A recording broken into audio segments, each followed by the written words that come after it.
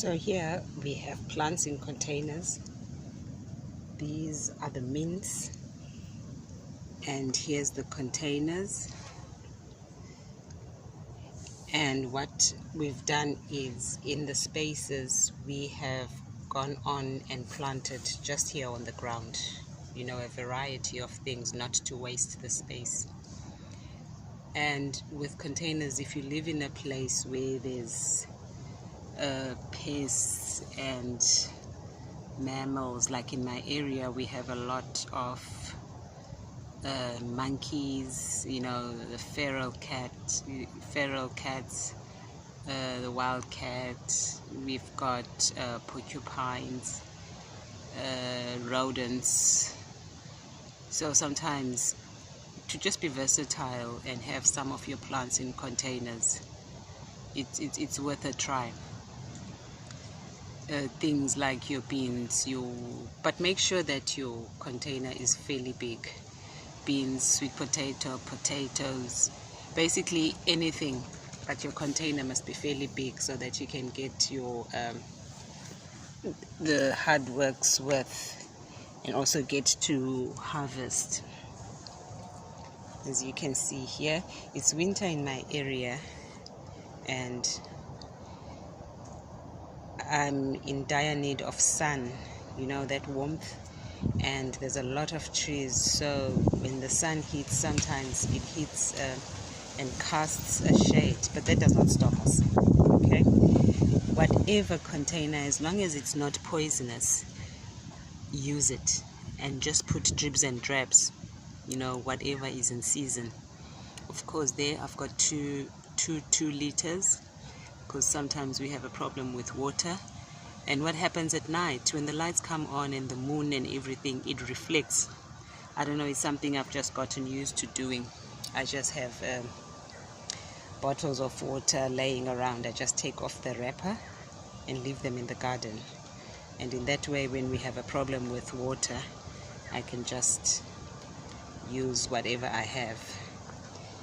Here also, this was a flower that was here, and there was a stray tomato that grew, because I always grow tomatoes. You know, when you grow things, you always find things in the yard or in the garden, and I just let it grow, and here it is together with the flower. They're doing well, and sooner or later we'll be having tomatoes. So if you come and visit, bring some onion and some herbs, and then we make salad, or we just have tomato soup. And then over here I've got herbs and flowers and small seedlings, trees, just a mixed masala. I'm following the sun.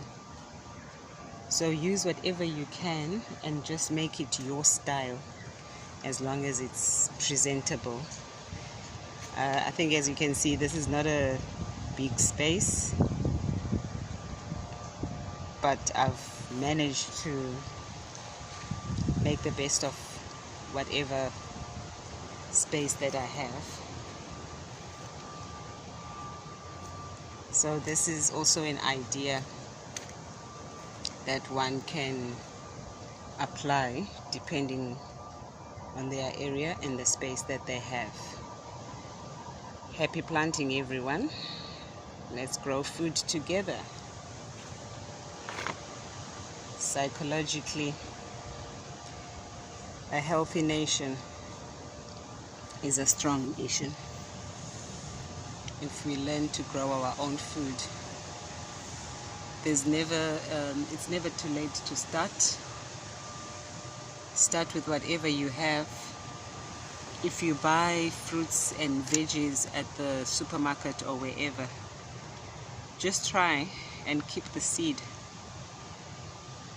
and put it in some soil in a container, and watch over time, something might prop up. You don't have to be a guru. And one thing I found out about gardening, I usually say, oh, I'm going to look after my garden. But who knows, is the garden looking after me, or I'm looking after the garden? You know? Because sometimes gardens do their own thing. So the plants are looking after you, and you are looking after the plants. nature through nurture, nurture via nature, and in the process you get to learn. Do yourself a favor and learn about the plants that you are growing, because plants are found out are very versatile. Trees, you know, you can use the bark of the tree depending on the type of tree. You eat the fruit, you can use the leaves, and some of the trees or shrubs you can also use the roots. So it's wise to learn about your plants, your herbs as well. They're not just for culinary uses. Your flowers as well. There's lots of varieties of edible flowers, you know, from your basils, your nasturtiums, your bougainvilleas. There's herbal teas you can make. And also look around in your yard for things that just grow on their own, and also learn about those, because over time we've been taught and educated that some plants are wild plants and they grow out in the wild and poisonous or whatever. But you find that as you grow in the game, you learn that not all plants in the wilds are just wild flowers or wild plants. Some of those plants have medicinal properties. Some of those plants have minerals in them. Some of those plants have vitamins that we need. And you'd find that with most tablets or pills, like your painkiller, I don't want to mention the name, there's a very popular painkiller that here in my country you can get over the counter. I mean, there's various plants that they make their extraction from to make that tablet, so that you can get in a very convenient way just a tablet and you pop. But it grows out and it's taken as a wild herb or a wild plant. It grows mainly in the jungles, in tropical and subtropical areas.